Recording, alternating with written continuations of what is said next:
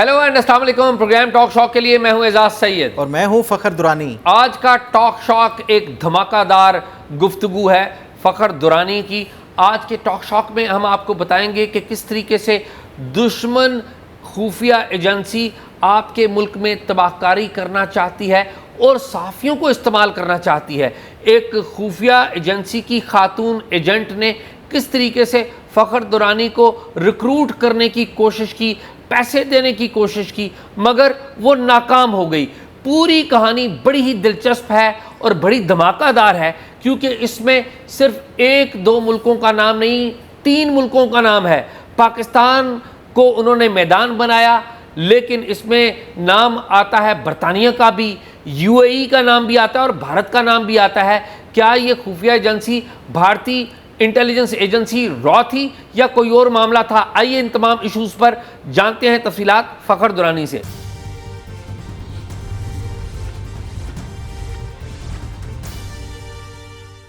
जी शाह जी, कैसे हैं आप? फ़खर मैं तो ठीक हूँ, आप बताएं आप कैसे हैं? मैं बिल्कुल ठीक हूँ। फ़खर, आप ने एक काम किया। 8 माह पहले आपने एक गुफ्तगू का आगाज़ किया एक खूबसूरत दोशीज़ा से, खूबसूरत लड़की से, और पर पता ये चला कि वो तो एक बज़ाहिर एक इंटेलिजेंस एजेंट थी। तो मैं आपका भी बड़ा मशकूर हूँ कि आपने मुझे इन्फॉर्म भी रखा। पेशेंस का भी बड़ा मुजाहरा होता है इसमें, जो आपने बड़ी भरपूर की। तो आपको एजेंट हायर करने की कोशिश की गई।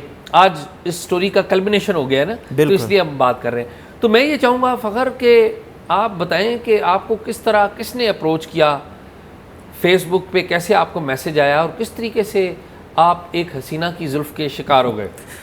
बहुत शुक्रिया शाह जी। पहली बात तो ये है कि मैं हसीना की जुल्फ़ का शिकार नहीं हुआ, बल्कि जुल्फ़ के असीर हो गए। असीर नहीं हुआ क्योंकि इस तरह का जो बतौर एक सहाफ़ी के मैं जो है ना, मेरी ये कोशिश होती है कि मुझसे जो भी कोई रब्ता करता है, चाहे वो फेसबुक पे हो, ट्विटर पे हो या यूट्यूब के ऊपर, तो मेरी कोशिश होती है हर एक को जवाब दूँ। तो मुझे भी इसी तरह की एक अप्रोच किया गया। फेसबुक मैसेंजर है, उसके ऊपर एक ख़ातून कोई हैंडल जो था रिदा कुरैशी के नाम से, बज़ाहिर उसका जो है वो प्रोफाइल वो एक पाकिस्तानी लेडी नज़र आ रही हैं, मतलब, और उसका प्रोफाइल गो थ्रू किया, देखा तो उससे ये कहीं ज़ाहिर नहीं होता कि मतलब एक नॉर्मल एक आपको जो है ना वो रूटीन का एक अकाउंट नज़र आएगा आपको। तो ये चीज़ एक बड़ी मानी रखती है पहले आपके, क्योंकि आपको अप्रोच कर रहा है उसका प्रोफाइल क्या रिफ़्लेक्ट कर रहा है। बहरहाल वो उसने अप्रोच करके मुझे मैसेज किया, जी हम आपका काम फॉलो करते हैं और आप बड़ा ज़बरदस्त काम कर रहे हैं।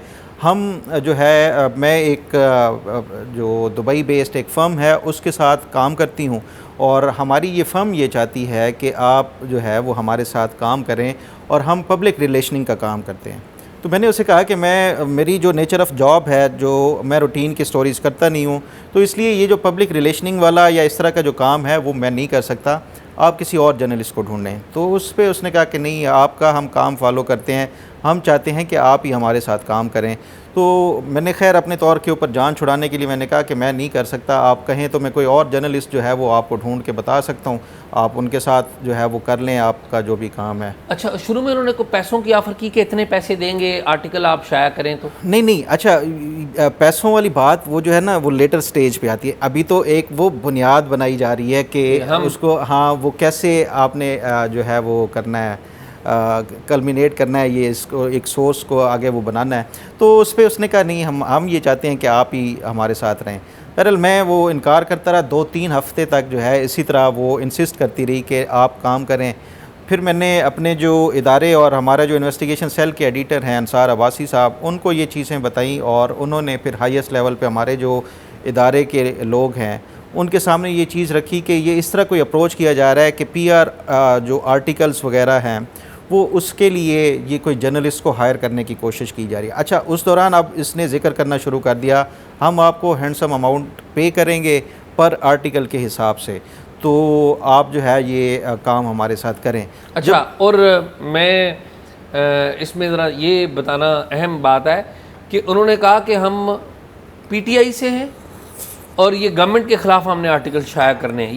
ये कौन सी स्टेज है? अच्छा, जब ये मैंने उसके साथ अब ये अपने इदारे से डिस्कस कर लिया और इदारे की तरफ से हुकूमत के साथ कंसल्ट किया गया कि ये इस तरह एक कोई अप्रोच हो रही है, तो इसको क्या करना चाहिए। हुकूमत की तरफ से भी कहा गया कि आप टेस्ट करें कि क्या है, इनकी मेथडोलॉजी पता चले कि कौन लोग हैं, क्या चाहते हैं, इनका आगे मकसद क्या है, तरीक़ाकार क्या है, ये सारी चीज़ें।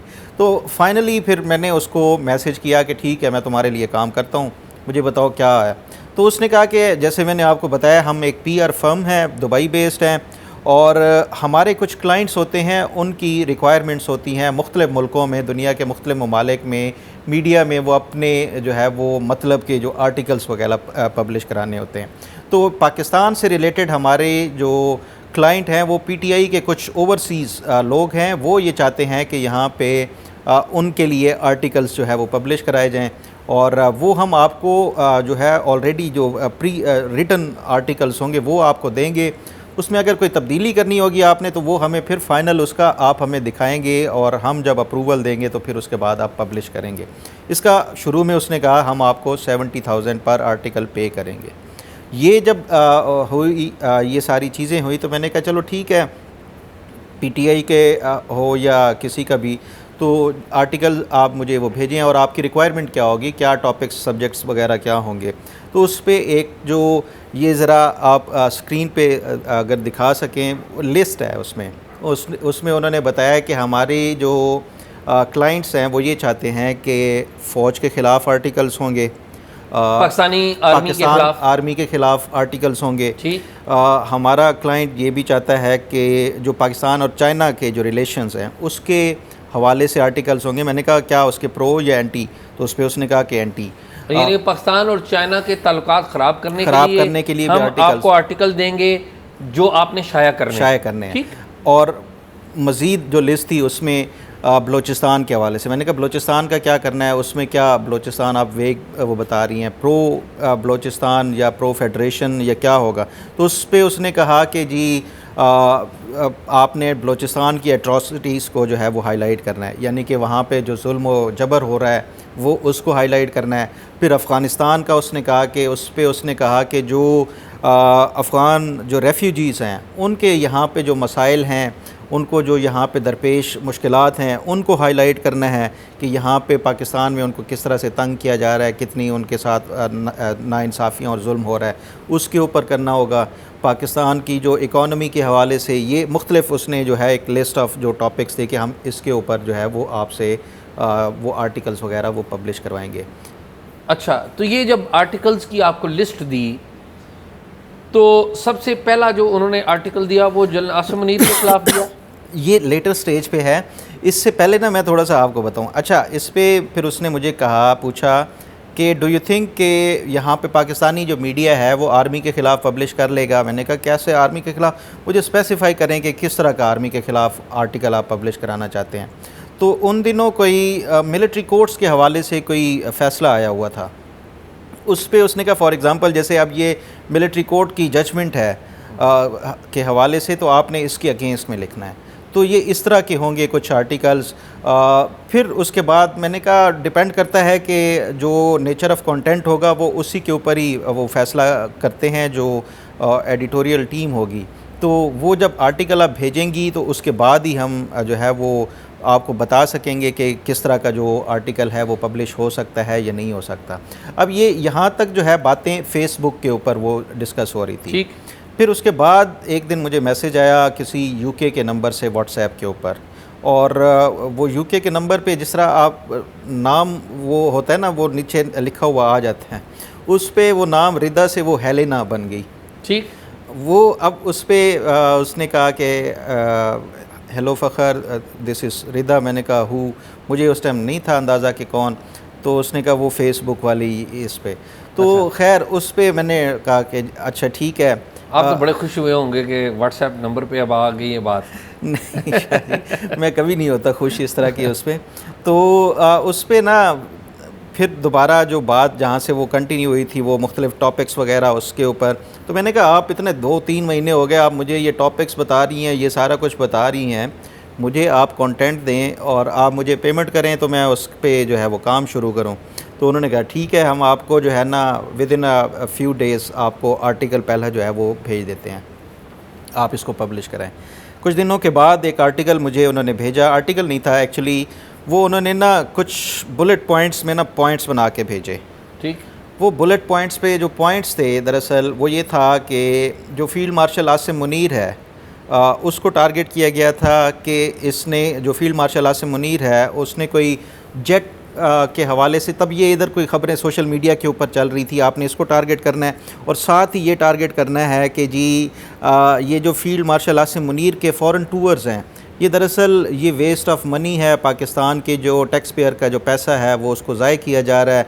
ये मतलब इसी तरह का ये लिख के आपको उन्होंने लिख के भेज दिया कि इसके ऊपर जो है आर्टिकल एक जो है वो करें। ठीक। अब मैंने कहा, आपने तो मुझे कहा था कि आप हमें रेडीमेड आर्टिकल देंगी और हम उसके ऊपर वो करेंगे, तो उसने कहा नहीं, मैं आपको ये लाइंस बता रही हूँ, इसके ऊपर थोड़ा सा आप कुछ कंट्रीब्यूट करें, थोड़ा सा मैं आपको जो है वो ड्राफ्ट वो करके दूँगी। अल्टीमेटली उसने ये ड्राफ्ट, जो मैंने आपको ये लाइंस बताई कि फ़ील्ड मार्शल आसिम मुनीर को टारगेट करना है, उसके फ़ॉरेन टूर्स को टारगेट करना है और ये पोर्ट्रे करना है कि ये पाकिस्तान के जो टैक्स पेयर का पैसा है ये ज़ाय हो रहा है इन फ़ॉरेन ट्रिप्स के ऊपर, जो मिलिट्री डिप्लोमेसी और ये इस तरह की वो कर रहे हैं उसके ऊपर। तो आर्टिकल उन्होंने भेजा, ये सारी चीज़ें जो, क्योंकि हमारी ये स्ट्रिक्ट जो थी, ये एक हमारे इदारे का जो बोर्ड बना हुआ था उसमें ये सारी चीज़ें, जितनी रोज़ाना की कन्वर्सेशन होती थी वो सारी की सारी मैं अपने जो इदारे के जो टॉप के वो थे, मैनेजमेंट थी, उनको ये शेयर कर रहा था और आगे हुकूमत को भी जो है वो जो रेलिवेंट जो चीज़ें नोटिफाई कर दिया गया था वो थी वो कर दिया गया था। अब ये जो आर्टिकल उन्होंने भेजा, इस पे तो मतलब ये हो ही नहीं सकता था, तो उस पर फिर मैंने उनसे कहा कि आप ये जो सारी चीज़ें बता रही हैं इसके ऊपर मुझे एविडेंस भी दें। वो एडिटर मांग रहा है कि इतनी बड़ी सख्त आर्टिकल जो हम वो पब्लिश करने जा रहे हैं, एटलीस्ट हमारे पास कोई सपोर्टिंग एविडेंस तो होना चाहिए ना कि इसको हम वो जस्टिफाई कर सकें। तो उस पर उन्होंने जो है वो जो जस्टिफाई कराने के लिए कुछ एविडेंस भेजे, वो मेरा ख़्याल है कि वो हम किसी और एपिसोड के लिए इसको रखते हैं। कुछ सारी चीज़ें जो है ना वो एक उसके साथ, क्योंकि मैं आगे फर्दर कुछ स्टोरीज़ भी करनी है, तो उन्होंने कुछ एविडेंस ऐसे दिए जिससे वो बड़ा अजीब फ़ील हो रहा था। तो खैर वो आर्टिकल जो है वो, उस पर मैंने कहा अच्छा आप पहले पेमेंट करें। पेमेंट का मुझे जो हमारे इदारे की तरफ से भी था, पेमेंट जब पहले डिस्कशन हो रही थी ना, तो उस पर उन्होंने कहा क्रिप्टो करेंसी के थ्रू हम प्रेफर करेंगे पेमेंट आपको, क्योंकि वो ट्रेसेबल नहीं होता। ठीक। तो सिक्योर है वो, दूसरे जो मीन्स हैं वो उसके ज़रिए ट्रेस किया जा सकता है, तो ये आपकी सेफ्टी एंड सिक्योरिटी के लिए हम ये इंश्योर कराना चाह रहे हैं। तो मैंने कहा नहीं, मैं तो बिल्कुल ही नॉन टेक बंदा हूँ, मुझे ये क्रिप्टो मैंने आज तक कभी यूज़ नहीं की, मुझे आप जो है ना वो एक सीधे तरीके से पैसे भेजें, आप मुझे ये क्या होता है इजी पैसा के ज़रिए मुझे आप पैसे भेजें। तो उसने कहा कि नहीं, ये आप सोच लें, ये आपके लिए कहीं मसाइल ना खड़े हो जाएं। मैंने कहा नहीं, मैं कौन सा इतना वो कर रहा हूँ, तो मुझे आप वो पेमेंट वो करें। वो ये दरअसल ये हमारी भी ये था कि इजी पैसा की जो ट्रांजैक्शन होती है ना, उसकी एक आईडी होती है, जनरेट होती है। वो जो आईडी जो जनरेट होती है ना, वो आसानी से ट्रेस की जा सकती है कि ये कहाँ, किस आउटलेट, किस कियोस्क या उससे वो जो है वो किया गया है, ये पैसे भेजे गए हैं। तो वो इजी पैसा के ज़रिए पहला जो है वो 70,000 अग्रीड हुआ था, उसमें से 35,000 रुपये उन्होंने फ़र्स्ट 50% जो है उसकी वो पेमेंट उन्होंने वो मुझे भिजवा दी। आर्टिकल जो कि जनरल आसिम मुनीर के ख़िलाफ़ आपने शाया करना था, उसकी कीमत उन्होंने 70,000 रुपये मुकर्रर की और 35,000 रुपया आपको इजी पैसा के ज़रिए भेज दिया गया। अच्छा, आप ये बताएं कि ये जो इजी पैसा का अकाउंट है, ये तो उस वक्त होगा जो बैंक कोई भेजेगा उन्हें, पाकिस्तानी बैंक होगा, क्योंकि इजी पैसा की ऑप्शन तो उधर है, या फिर पाकिस्तानी कोई मोबाइल होगा। तो ये मेरे हाल में सिंध का कोई इलाका था, अगर मुझे थोड़ा सा बता दें। बिल्कुल शाह जी, देखें ये जो एक चीज़ इससे वाज़े हो रही है ना, वो ये है कि ये जो नेटवर्क है इनका, वो सिर्फ बाहर नहीं बैठा, वो पाकिस्तान के अंदर भी लोग उनके जो है वो मौजूद हैं। तो ये जो ट्रांजैक्शन की गई थी, ये सिंध के एक बिल्कुल ऐसे रिमोट एरिया से की गई जहाँ पे अच्छा इनको इन तमाम चीज़ों का भी पता है कि कौन सी जगह से पैसा इस तरह भेजें तो वो ट्रेसेबल नहीं होगा, मतलब वो बंदे नहीं पकड़े जाएंगे। अब इस पे इन्होंने वो किसी रिमोट एरिया से जो है वो 35,000 ट्रांजैक्शन करवाई, वो फिर बाद में ट्रेस भी हो गया। उसकी क्या वो है फर्दर वो मुझे नहीं पता, लेकिन वो जो 35,000 की जो ट्रांजैक्शन हुई, वो आर्टिकल तो वो फिर मैंने उनसे कह दिया कि ये इतना हार्ड हिटिंग है कि ये मुश्किल है कि ये पाकिस्तानी इदारे, उस पर उसने कहा कि आप जनरल आसिम मुनीर का नाम मिटा दें, उसकी जगह पे टॉप मिलिट्री लीडरशिप लिख दें और उसके साथ थोड़ा सा आप पॉलिटिकल इसका एंगल भी साथ दे दें कि मरीम नवाज़ ने भी एक जेट ख़रीदा है, वो भी इस तरह बार टूर्स कर रही है, तो ये दोनों को मिला के इस तरह वो आप कर दें तो इससे ठीक हो सकता है ये पब्लिश हो जाए। तो अल्टीमेटली वो कुछ हफ्ते जो है ना इस आर्टिकल के ऊपर वो बार बार वो कहती रही, इंसिस्ट करती रही। फिर अल्टीमेटली मैंने उससे कहा कि ये आर्टिकल जो है सॉरी ये नहीं छाप सकते, मैंने मुख्तलिफ अखबारों से बात की है, कोई भी नहीं छापने के लिए तैयार, तो आप कोई मुझे और आर्टिकल दें। उस पर उन्होंने कहा चलें ठीक है, हम आपको कोई और आर्टिकल देते हैं, हमें थोड़ा सा टाइम दें। फिर उसके चंद दिन गुजरे या हफ्ते गुजरे, उसके बाद एक और ड्राफ्ट उन्होंने मुझे भेजा। इस मरतबा जो है वो ड्राफ्ट जो है थोड़ा डिटेल्ड था। अब वो जो ड्राफ्ट वो था उस पर उसने कहा कि जैसे शुरू में था कि आपने पाकिस्तान की इकॉनमी को टारगेट करना है, मिलिट्री को करना है, फलां करना है, ये करना है। तो ये जो आर्टिकल था ना, ये पाकिस्तान की इकॉनमी से रिलेटेड जितने भी नेगेटिव इंडिकेटर्स हो सकते थे ना, वो उनको हाईलाइट करके कि पाकिस्तान की फ़लाँ चीज़ भी तबाह व बर्बाद हो गई है, पाकिस्तान की इकॉनमी में ये चीज़ भी तबाह हो गई है, इन्वेस्टर्स सारा कुछ ख़त्म हो गया, ये मतलब एक बड़ी ही ब्लीक किस्म की जो है वो पिक्चर वो पाकिस्तान की इकॉनमी की पेश करके कि पाकिस्तान जो है वो दिवालिया होने के करीब है या पाकिस्तान बस अनकरीब दिवालिया होने जा रहा है। तो ये उससे रिलेटेड एक आर्टिकल इन्होंने भेजा। तो इस पर फिर मैंने उससे, क्योंकि हमारा मकसद ये था कि हमने एक पूरा जो मेथडोलॉजी है इनकी रिक्रूट करने का, इनका प्रोसेस, ये कैसे काम कर रहे हैं, ये सारा कुछ हमारा मकसद ये था, ये नहीं था कि आर्टिकल पब्लिश कराना है। तो ये आर्टिकल भी हमने पब्लिश नहीं कराना था, टाइम बाय करना था। तो मैंने उससे कहा आप इसके एविडेंस दें। एविडेंस तो उसके पास ना पहले के थे ना इसके थे। तो उस पर फिर उसने कहा कि नहीं आप देखें इंटरनेट पे सर्च कर रहे हैं, ये आपको ये तमाम चीज़ें जो है ये इसके हवाले से रिपोर्टेड कुछ हैं, कुछ मिल जाएंगी आपको। तो वो इस तरह टाइम बाय करते रहे। तो उसके बाद जो है उसने फिर इंसिस्ट करना शुरू कर दिया, मुझे लगता है I have wasted my time, उसने लिखा। अच्छा। तो अब मैंने क्योंकि काम तो उसका जो है वो आउटपुट तो कोई भी नहीं थी और ये मकसद भी नहीं था हमारा, तो मैंने उसके ऊपर उल्टा जो है मैंने कहा कि ठीक है, आपने मुझे 35,000 दे के आपने ये समझ लिया कि आपने मुझे ख़रीद लिया है, तो ठीक है आपने टाइम वेस्ट किया, आप मुझे अपना नंबर अकाउंट नंबर दें, मैं 35,000 आपको ट्रांसफ़र करता हूँ और आज के बाद मेरा आपसे रब्ता ख़त्म। तो उसके बाद फिर 2-3 दिन जो है वो कंटिन्यूसली वो फिर मुझे रब्ता करती रही कि नहीं आप शायद ऑफेंड हो गए हैं, आप गुस्सा हो गए हैं, हम आपके साथ काम करना चाहते हैं, आप ही जो है वो आगे इसको आर्टिकल को देखें, हमारी भी कुछ मजबूरियां होती हैं, हमने आगे जवाब देना होता है, ये सारा मतलब जो चीज़ें थी। तो मैंने कहा ये मेरे जो हाथ में है चीज़ें, वो एडिटर कुछ चीज़ें डिमांड करता है तो बतौर एक रिपोर्टर आपने क्योंकि जर्नलिज्म में काम नहीं किया तो जो रिक्वायरमेंट होती है वो उसको आपने पूरी करनी होती है। हर एक सवाल होते हैं एडिटर्स के, वो पूरे करने होते हैं। तो वो अब मुझे कोई चीज़ें नहीं मिल रही उसकी जो जस्टिफाई करने के लिए, तो मैं उसको कैसे वो करा सकता हूँ। बहरहाल उसी दौरान जो है ये जब ये दूसरा हुआ आर्टिकल का वो नहीं हुआ, तो उस पर फिर मैंने कहा मुझे आप पेमेंट दें। उसने कहा नहीं मैं पेमेंट तो नहीं दूंगी जब तक। अच्छा, और ये बात अब आपकी मोबाइल फ़ोन पे हो रही है, व्हाट्सएप के ज़रिए बात हो रही है, उसने कॉल्स भी हो रही हैं और कॉल्स मैं सारी वो रिकॉर्ड भी करता जा रहा हूँ। अच्छा, कॉल्स भी रिकॉर्ड हो रही हैं। ये बताएं कि उसने बताया नहीं कि मैं रहती किधर हूँ, पाकिस्तान में हूँ मैं? नहीं, मैं इस पे अभी ये जो तमाम जो चीज़ें थी ना, ये उस स्टेज पे नहीं आया था कि मैं उससे कुछ इस तरह के सवाल पूछ के कन्फ्रंट करूं कि कहीं ऐसा ना उसको शक हो जाए और वो भाग जाए। मैं तो एक वो फ़्लो के साथ जो है ना, नेचुरल एक जो फ़्लो है वो उसको आगे अभी डिस्टर्ब नहीं करना चाह रहा था। हम ये देखना चाह रहे थे कि ये आगे किस तरफ जा रहे हैं, तरीक़ाकार क्या है, ये सारी चीज़ें।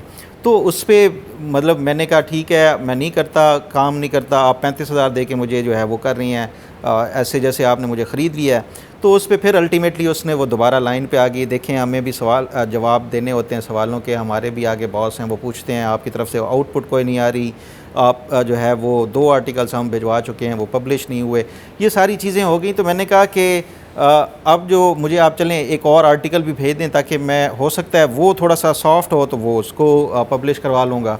तो उस पे फिर इधर से मेरी जो ऑर्गेनाइजेशन से भी या हुकूमत की तरफ से भी ये कहा गया कि इससे कहो कि एक और ट्रांजैक्शन भेजे, तो उससे थोड़ा सा हमें इजी पैसा के अलावा जो क्रिप्टो का ये कह रही थी उससे भी थोड़ा सा अंदाज़ा हो जाए कि ये कहाँ से जो पैसा जो है वो राउट करा रहे हैं सारा कुछ।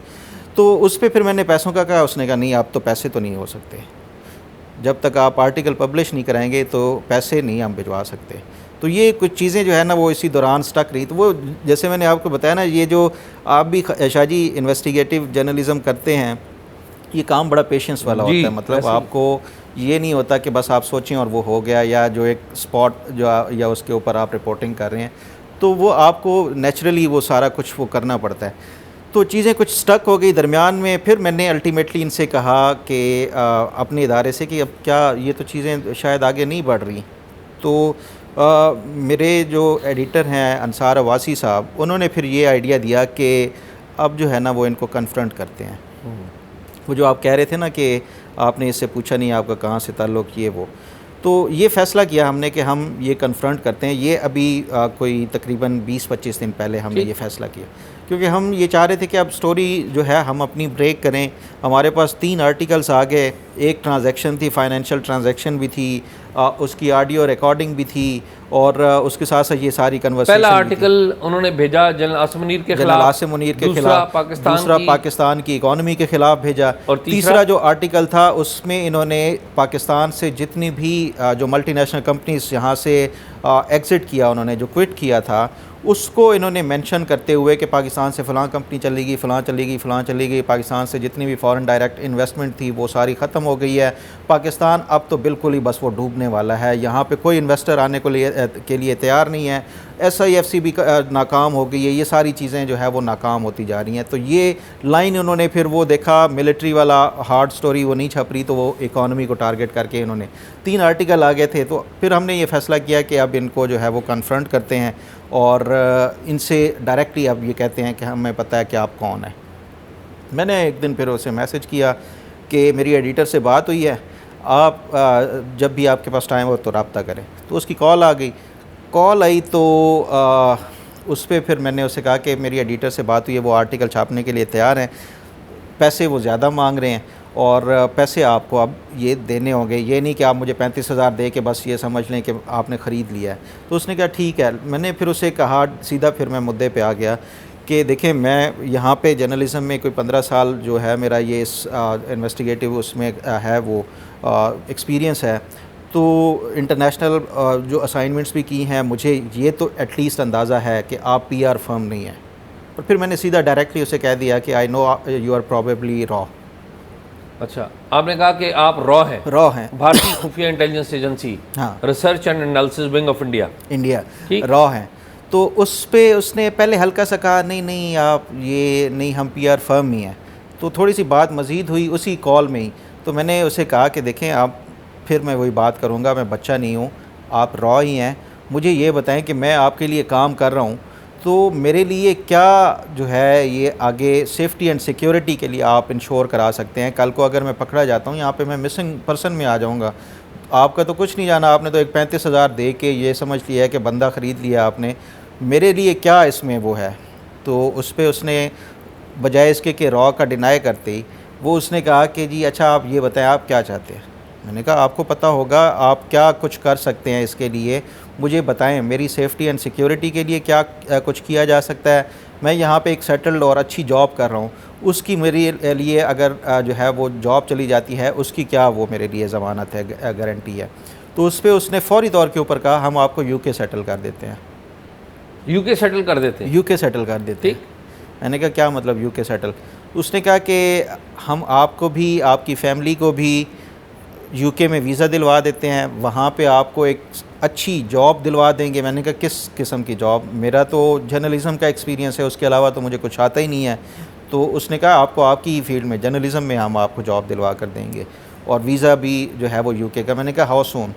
तो उस पर उसने कहा कि आप क्या चाहते हैं, कितनी जल्दी, आप क्या डर रहे हैं? मैंने कहा हाँ ऑब्वियसली मैं डर रहा हूँ, मुझे बताएं कि ये मेरे लिए क्या कुछ आगे वो किया जा सकता है। तो उस पर वो उसने कहा कि हम आपको विद इन अ वीक जो है ये UK का वीज़ा दिलवा के वहाँ पे शिफ्ट करवा सकते हैं। एक हफ्ते के अंदर हम आपका वीज़ा दिलवा देंगे UK और शिफ्ट करवा देंगे, आपकी फैमिली को शिफ्ट करवा देंगे। और पेमेंट का फिर मैंने कहा, तो उसने कहा आपको जो वहाँ पे UK की जो जॉब मार्केट है वहाँ पे जो एक स्टैंडर्ड सैलरी है वो भी आपको मिला करेगी। तो मैंने कहा आपने तो 35,000 दिया था, उसके अलावा तो आपने कुछ दिया नहीं, ये आप सिर्फ बातें ही कर रही हैं, तो मैं आपके ऊपर कैसे यकीन करूं? उसने कहा कि आप क्या चाहते हैं? मैंने कहा मुझे आप अपने किसी सुपीरियर से बात करवाएं ताकि मैं उससे बात करूं और वो मुझे श्योरिटी और गारंटी दें, तो उसके बाद मैं जो है वो कोई आपके साथ काम करने के लिए तैयार हूँ। ठीक। अब ये सारी रिकॉर्डिंग ये इसमें आप जो है ये सुन सकते हैं। पहले मैंने ये मेरे ख्याल में क्लिप सुनवा देते क्लिप सुनवा ये देते सुनाए जी, जिसमें रॉ के फ़खर हवाले दुरानी से को मैं कह रही पूछ है कि फ़खर दुरानी उन्हें कह रहे हैं कि आप रॉ से तलक रखते हैं। सुनाएं जी। भी बाकी हाँ, तो ये आप मतलब बताएं ना, आप आप ये क्या किस चाहते कोई हैं? फिर बिल्कुल अगर आप वैसे यंग चाह और रहे हो तो एक नया जर्नलिस्ट हो, आप उसको तो ये बता सकते हैं पीआर फर्म से। मुझे पता है इतना अंदाज़ा है कि आप मोस्ट प्रोबेबली रॉ से हो सकते हैं। कुछ भी कल को मेरे लिए प्रॉब्लम्स होंगी तो मेरे लिए क्या बचत और सिक्योरिटी है, मैं ये पूछना चाहता हूँ। तो वही तो पूछ रही हूँ कि आप बताएं आप क्या चाहते हैं। नहीं, आप जो आप मुझे बताएं चाहेंगे ना, मुझे वैसे होगा। क्लियर कट वो उसका बताएं। कल को ये आपको पता है सिक्योरिटी एनवायरनमेंट का तो पता है कि क्या है, जी जी जी, पता है पता है। तो जी। इसलिए मुझे ये बताएं मेरे लिए क्या सिक्योरिटी और क्या फाइनेंशियल इसमें आप कितना जो है कल को अगर मेरी जॉब चली जाती है, मुझे पकड़ लेते हैं। अच्छा, नहीं तो फिर हम आपको यूके में जॉब प्रोवाइड करवा सकते हैं। यूके में कितना जल्दी? As soon as possible.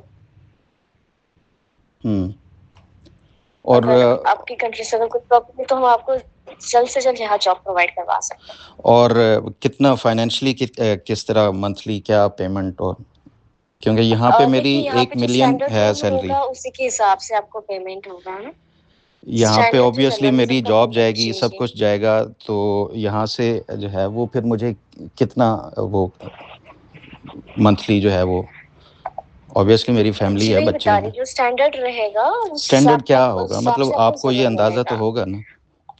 मैं कल को इतना बड़ा ये स्टेप ले जी भी जी। लेता हूँ और उसके बाद फिर मेरे लिए कल को मैं ये जल्दी में ये कर लूँ। अच्छा, तो आपको काफी डर लग रहा है ना। ऑब्वियसली आप इस जी फील्ड जी। में हैं और ये हाँ आपको ज़्यादा अंदाज़ा होना चाहिए।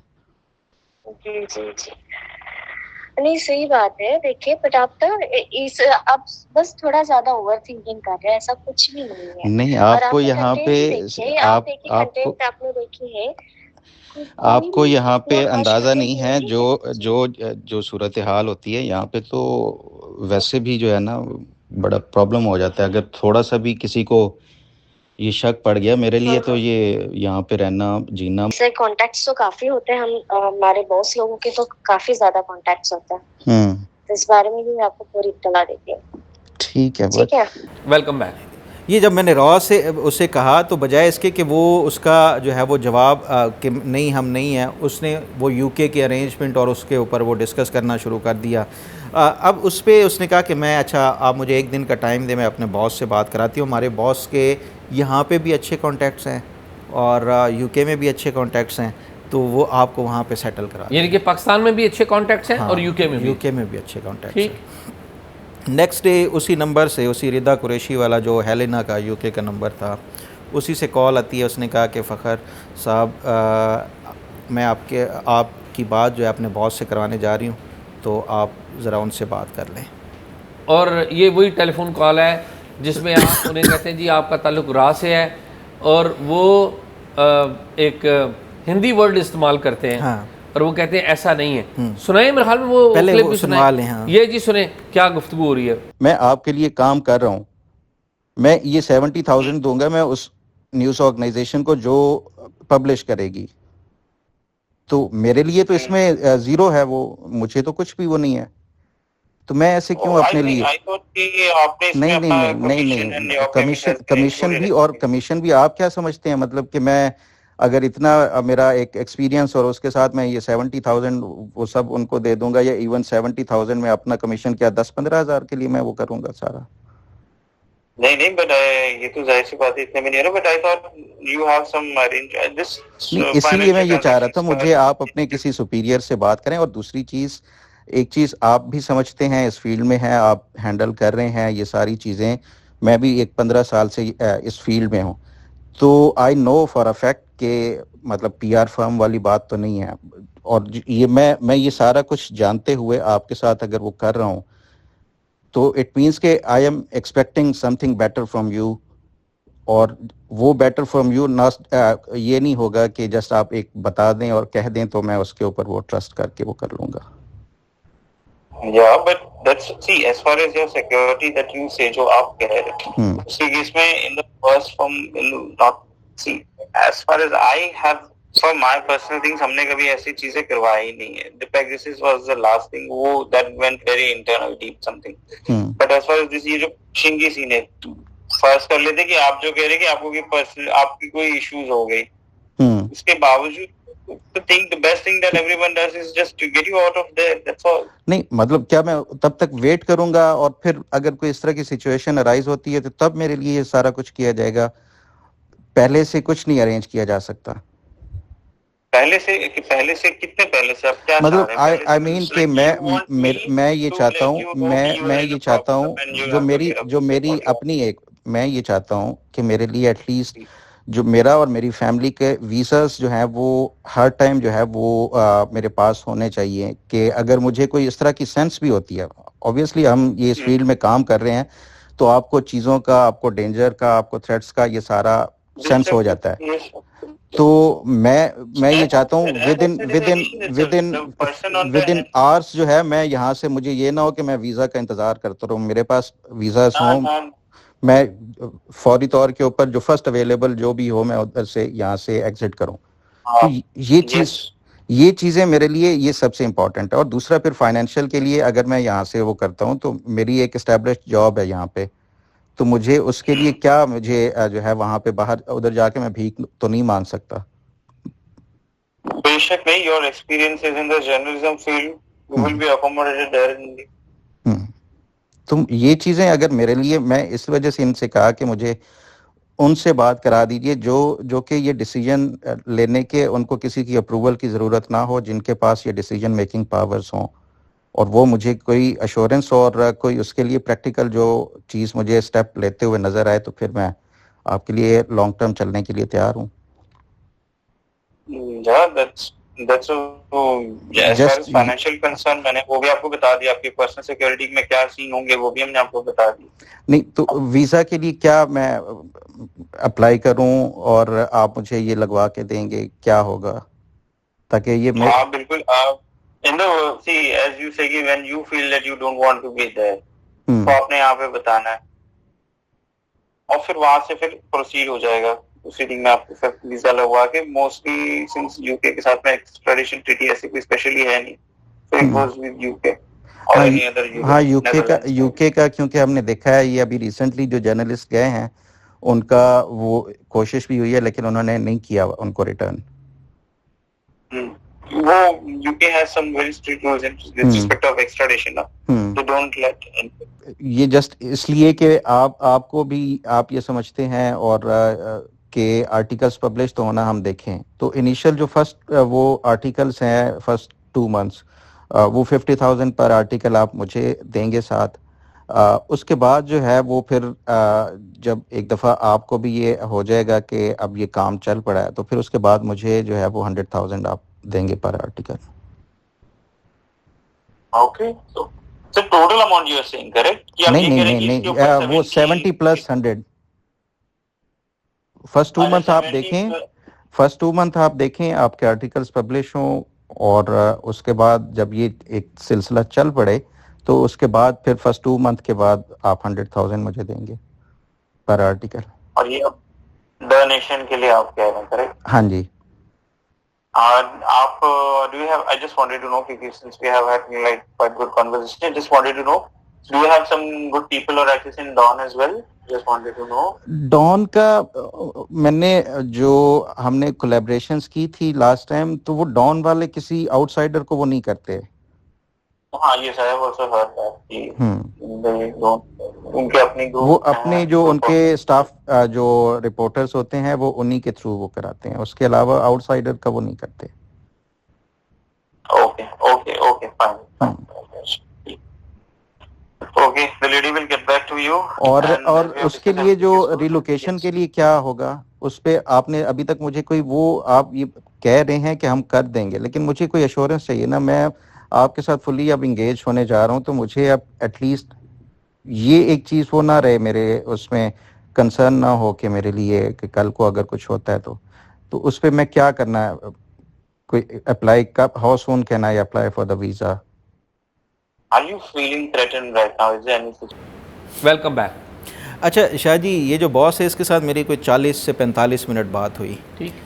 तो बॉस ये कहते हैं जी हमें ये पता चला है आपके कुछ कंसर्न्स हैं, हम आपके वो तमाम कंसर्न्स जो हैं वो एड्रेस करना चाहते हैं, आप बताएं कि क्या कंसर्न्स हैं। मैंने बॉस ने अपना नाम नहीं बताया। नहीं, नाम नहीं बताते इस तरह के ठीक। उसमें।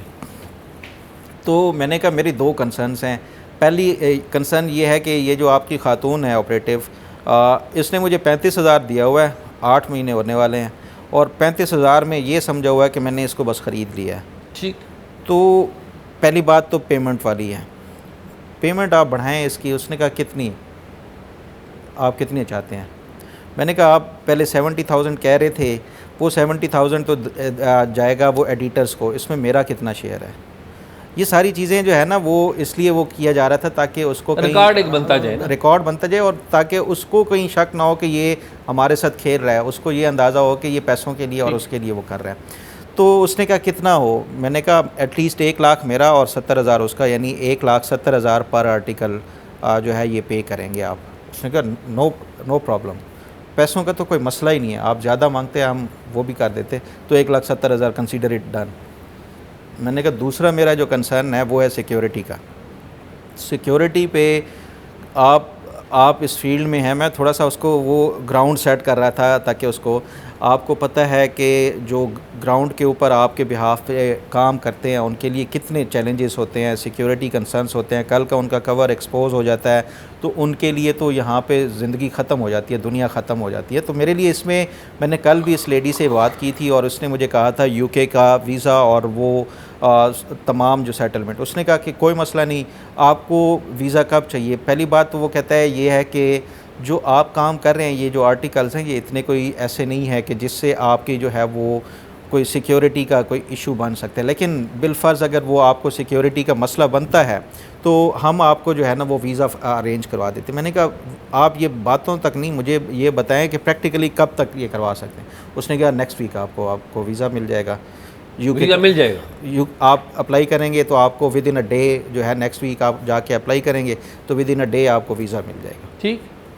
और फिर उस पर वो कहता है कि मैंने कहा कि ये यहाँ पे जो है ना बड़ा टफ़ होता है, आपको कोई पता नहीं होता कि नेक्स्ट मिनट में क्या कुछ हो जाए, तो इस वजह से कहते हैं नहीं, वो आपकी बात मैं समझता हूँ, मैं ख़ुद भी। अच्छा, यहाँ पे आके उसने एक बड़ा अहम इंकशाफ किया, और वो इंकशाफ ये है कि आपको याद है 2019 में एक यहाँ पे मामला चला था पेगासस वाला। जी जी, पेगासस स्पाईवेयर वाला। जी जी, जो इजरायली स्पाईवेयर है, जो मोबाइल स्पाईवेयर था, और उसमें ना कुछ 2 दर्जन के करीब पाकिस्तानियों के भी नंबर्स जो थे वो उस स्पाईवेयर के जो डाटाबेस था उसमें वो आ गए थे। उसमें इमरान खान उस टाइम प्राइम मिनिस्टर थे, उसका नंबर था, और कुछ और हाई अप्स जो ऑफिशियल्स थे उनका था। और ये जो पाकिस्तान के दफ्तर ख़ारजा से उस टाइम ये टेकअप मामला किया गया था कि इसके पीछे जो पाकिस्तानियों के नंबर्स वो किए गए हैं, उसके पीछे रॉ इन्वॉल्व है। ये पाकिस्तान ने ऑफिशियली अपना ये था वो बयान दिया था। तो उस पे ना वो बॉस कहता है कि हाँ मुझे पता है पाकिस्तान में ये इस तरह के जो मामलात के हवाले से I was also a part of Pegasus project in 2019। तो ये मुझे हैरानगी हुई कि ये बंदा क्या कह रहा है। वो कहता है 2019 वाला जो पेगासस था उसका छोटा सा एक रोल मैंने भी अदा किया था। फिर फर्दर आगे जाके जब हमारी डिस्कशन हो रही है तो उसमें ये आगे जाके कहता है कि वो हमसे थोड़ी सी गलती हुई थी, हम टू डीप चले गए थे पेगासस में। अब आपसे वो उस तरह का हम इतना ज़्यादा वो डीपली वो नहीं चाहते, हम तो ये चाह रहे हैं एक नॉर्मल से जो रूटीन के आर्टिकल्स हैं ये इस तरह के पब्लिश करें। इस वाले से क्लिप हम मेरे ख्याल में सुनाते हैं। नाज़रीन सुनिए क्या गुफ्तगू हुई फ़खर दुरानी की और उस एजेंट की जो फ़खर दुरानी से डील कर रहा है। आप मेरी बात सुने, आप यहाँ इस फील्ड में, आपको पता है कि एक जितनी आर्टिकल जितनी स्पेस होती है उसका अगर अखबार ये एडवर्टीजमेंट पब्लिश करते हैं मिलियंस में उनकी इनकम होती है। आप ये क्या एक्सपेक्ट कर रहे हैं कि ये इस तरह के जो काम होता है वो बस वो इतने कम पैसों में हो जाता है? I have no issues with. Welcome back. अच्छा, पेगासस वाला उसने बात की तो फिर मैंने उसे कहा कि देखें मैं एक कल का छोटा सा बच्चा नहीं हूँ, या मैंने कोई जर्नलिज़म अभी कोई 6 महीने या साल नहीं हुआ शुरू किया, तो मुझे इतना अंदाज़ा है कि आप एक फ़ॉरेन इंटेलिजेंस एजेंसी हैं। कहते नहीं आप ये इस तरह का नहीं है बात। क्या आपको लेडी ने कुछ बताया, वो जो जिससे एक दिन पहले रिदा कुरैशी? तो मैंने कहा नहीं, लेडी ने मुझे कुछ नहीं बताया। मेरा खुद भी अब इतना एक्सपीरियंस तो है, एटलीस्ट मुझे पता है कि पीआर फर्म क्या होती है और इंटेलिजेंस एजेंसी क्या होती है। तो उस पर वो थोड़ा सा ना शॉक में आ गया, थोड़ा सा पॉज लिया, फिर उस पर वो कहता है मेरा ख्याल है आप गलत दिशा में चले गए हैं। अच्छा, गलत समझ में चले गए। हाँ, तो उसकी कोशिश ये थी कि पूरी जो कन्वर्सेशन थी ना वो अंग्रेज़ी में बात करे, और मेरी ये कोशिश थी कि मैं उससे उर्दू में बात करूं ताकि उसकी जो है ना, क्योंकि एक्सेंट उसका जो है वो ज़रा पता चल सके, वर्ड्स का जो है, क्योंकि उस खातून के साथ भी मेरी जितनी कन्वर्सेशन हो रही थी, जब वो कोई उर्दू में बात करती थी ना, तो वो उससे जो है ना वो हिंदी का एक्सेंट और वो लहजा वो सारा कुछ वाज़ेह। Fakhar, how sure you are कि ये कौन सी एजेंसी है? ये बात अच्छा देखें ना, ये तो कोई भी हो सकता है। कितने श्योर हैं आप, क्योंकि आप रॉ का नाम ले रहे हैं, कितने श्योर हैं कि रॉ है? देखें शाह जी, पहली बात, जो उससे एक दिन पहले मेरी बात हुई उस खातून से, रिदा कुरैशी से, मैंने उससे क्लियरली साफ लफ्ज़ों में कहा कि मुझे पता है आप रॉ हैं। उसने बजाय इसके कि उसको डिनाई करती, उसने कहा आप मुझे बताएं कि आपके लिए हम क्या कर सकते हैं, पहली बात। दूसरी बात, इनके एक्सेंट्स, इनकी जो गुफ्तगू और ये सारा कुछ, ये उससे वाज़े तौर के ऊपर हिंदी का जो है वो लफ्ज़, अब उसमें जो रिदा कुरैशी के साथ बात हो रही थी, जब भी उससे कोई उर्दू में बात करता था तो वो जैसे वर्ड वहाँ पे स्पेसिफिक है ना, जैसे हम कहते हैं हाजिर हैं, हम हाजिर हैं, वो हाजिर हैं, हम हाजिर हैं, वो लिखे हुए उस पर जो है ना, वो उनकी राइटिंग में भी वो उसी तरह का वो आ रहा था। तो एक चीज़ तो कंफर्म हो गई थी कि ये इंडियंस हैं दोनों ही, इनके एक्सेंट से भी हो गया। फिर वो पेगासस वाला उसका जो इसका ये रेफरेंस आ गया कि ये पेगासस का जो है वो उस पर। और तीसरा ये मैंने उससे क्लियर कट उस खातून से भी पूछा आप रॉ हैं, तो उसने बजाय इसके कि वो ये कहे कि नहीं, और वैसे नॉर्मली होता ये है कि आप किसी इंटेलिजेंस एजेंसी के किसी उससे ऑपरेटिव से बात करें या नॉर्मली, तो वो कभी ये नहीं कहेगा कि हाँ मैं उससे हूँ। अच्छा फ़खर, इस हवाले से क्या आपने हिंदुस्तानी हुकूमत से कोई रब्ता किया, या उनकी डिफेंस मिनिस्ट्री या रॉ की कोई वेबसाइट वगैरह या एक्सटर्नल अफेयर्स मिनिस्ट्री से कोई रब्ता किया इस वाले से? शाह जी, एक तो चीज़ ये है कि पहली बात, जो मैं ये स्टोरी कर रहा था, मैं इस पर रॉ का जो है वो, अगर आप ये स्टोरी भी देखें तो उसमें मैंने उसका वो नाम नहीं लिया था, लेकिन क्योंकि मैंने ये जो वीलॉग में इस वजह से आपको ये सारा कुछ वो कर रहा हूँ, मैंने उससे स्पेसिफ़िकली बार बार 3 दफ़ा उस खातून से पूछा और उस मर्द से भी पूछा कि आप जो है वो इंटेलिजेंस एजेंसी से हैं, और ख़ातून से पूछा आप रॉ से हैं। उन्होंने कोई स्ट्रॉन्ग वर्ड्स में इसका डिनाई नहीं किया था। बहरहाल ये बतौर एक प्रोफेशनल जर्नलिस्ट की ये मेरी रिस्पॉन्सिबिलिटी है, अगर वो अब भी ये चाहती है, इंडियन गवर्नमेंट चाहती है, इंडियन एक्सटर्नल अफेयर मिनिस्ट्री चाहती है, या उनकी रॉ की तरफ से जो भी कोई बयान आना चाहे, तो वो उसके ऊपर वो सारा कुछ वो बता सकते हैं। हम फ़खर, ये बहुत ज़रूरी इसलिए है कि हम जर्नलिस्ट हैं और जर्नलिस्ट का काम फैक्ट्स को रिपोर्ट करना है। आप जो मालूमात लेके आए हैं ये वो फैक्ट्स हैं जो आपके साथ हुए हैं। इसका मकसद दो मुल्कों के दरमियान लड़ाई कराना नहीं है, बिल्कुल नहीं। और इंटेलिजेंस एजेंसियाँ ये काम करती हैं। शाह जी, ये जो जर्नलिस्ट को इस तरह रिक्रूट करने की या उसकी अटैम्प्ट्स तो होती रहती हैं। जहाँ तक मुझे पता है कि आपको भी कोई माजी में इस तरह का जो है वो कोई CIA के हवाले से रिक्रूट करने के हवाले से था, वो क्या था कहानी? मैं तो अमेरिकन एम्बेसी में गया था बाकायदा अंडर कवर जर्नलिस्ट के तौर पे, और फिर हमने स्टोरी की थी एट दैट टाइम। मेरे एडिटर थे मियाँ गफ़ार, उन्होंने मुझे गाइड किया था, जिस तरह अंसार अब्बासी साहब ने आपको किया। फिर इत्तेफाक ऐसा हुआ कि अंसार अब्बासी साहब ने भी अपने एक आर्टिकल में मेरा रेफरेंस दिया हुआ है। ये चीज़ें होती हैं, ये तो जर्नलिस्ट ने अपने आप को संभालना होता है फेसबुक के ऊपर या इधर उधर, कि औरत, पैसा, वो कहते हैं ज़र, ज़मीन और जन, 3 चीज़ें हैं ना जो आपको अट्रैक्ट करती हैं। अच्छा, मैं जो चूँकि हम रैप अप करने लगे हैं प्रोग्राम, मुझे ये फरमाएं कि आखिरी राब्ता क्या हुआ और आखिरी कहाँ पर कहानी ख़त्म हुई? शाह जी, आखिरी राब्ता आज भी उस खातून का मैसेज आया हुआ है, क्योंकि उन्होंने जो सेकंड ट्रांजैक्शन अभी रिसेंटली हफ्ता हुआ है वो की थी 68,000 वाली, जो क्रिप्टो के ज़रिए। तो टोटल आपके पैसे हो गए 1,03,000। 3,000, ठीक। हाँ, तो आज उनका मैसेज आया हुआ है कि any update about the article. अच्छा, तो आज उन्होंने, और उन्हें नहीं पता कि ये यहाँ पे स्टोरी चल गई है? वो मतलब वो ये समझ रहे हैं कि वो जो थर्ड आर्टिकल है वो शायद अब पब्लिश होने वाला है, क्योंकि एडवांस उसकी कीमत दे दी है। तो मैंने उनको जो मैंने कहा कि पब्लिश हो गया है, मैंने मैसेज कर दिया है। और देखें वो जो खातून आप है, आर्टिकल भी भेज रहे हैं और टॉक शॉक का लिंक जो है वो भी उन्हें भेज तो रहे वो हैं। जो खातून है ना, वो अपना काम कर रही थी, वो उनकी ज़ाहिर बात है एक जॉब का जो है वो रिक्वायरमेंट थी।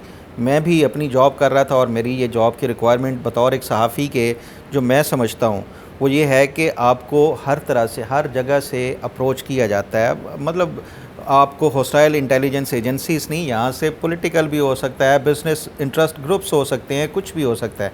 एक सहाफ़ी का काम जो है ना, ये नहीं है कि अगर उसको कोई अप्रोच कर रहा है तो आप जो है वो उनके उस जो भी कोई बातें हैं उसके साथ वो चलें, जो देखें आपके लिए ठीक है वो आप करें।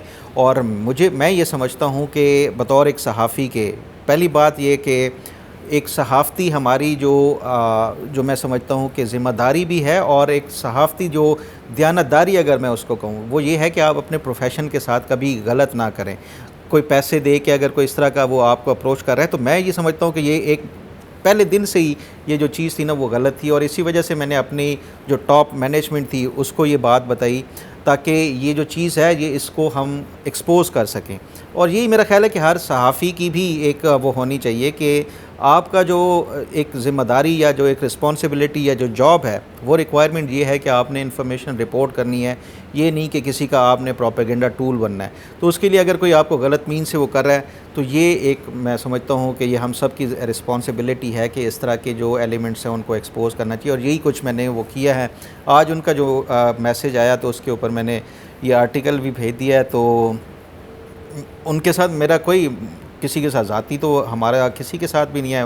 वो अपना काम कर रहे थे, जॉब कर रहे थे, वो अपने शायद वो ऑनेस्टी के साथ कर रहे होंगे और हम अपना काम कर रहे हैं अपनी ऑनेस्टी के साथ कर रहे हैं। तो यही है, किसी के साथ ज़ाती तौर के ऊपर सो प्राउड ऑफ यू, आप अच्छा काम करते रहें। मुझे बहुत खुशी है कि हम इकट्ठे हैं इस प्लेटफॉर्म पे और we have a long way to go. और सबसे अच्छा काम वो होता है कि आप प्रोफेशनली ऑब्जेक्टिव रहें, नफ़रत किसी के बारे में ना रखें, ऑब्जेक्टिविटी हो और फैक्ट्स के साथ बात करें। तो फ़कर आज यही है नाज़रीन। प्रोग्राम आपने देखा, प्रोग्राम के बारे में अपनी राय ज़रूर दीजिएगा और अगर कोई मालूमात हो तो talkshock777@gmail.com पे शेयर कीजिए। अल्लाह हाफ़िज़।